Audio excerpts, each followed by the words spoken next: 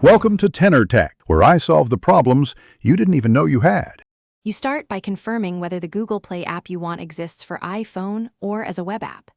If an iOS version exists, sign into your Google account and install from the App Store. This is the simplest path. If not, look for the app's progressive web app or mobile web portal and bookmark it. Once done, make sure your credentials and subscriptions are active so sign in will sync data. This prevents wasted steps trying unsupported installs. If no native iOS app exists, use the web client or install the progressive web app. You will often get core features and syncing. If you need the full Android-only experience, sign up for a remote Android streaming service, log into your Google account there, and launch the Play app inside the streamed session. Once done, configure notifications, location, and storage permissions in the streamed environment so the app behaves as expected on your iPhone.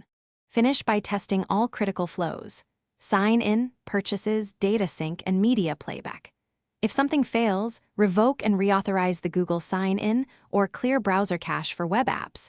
This often resolves token or cookie issues.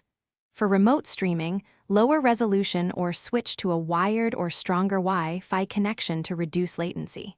If an app still won't work, check whether the developer offers an iOS build or contact support.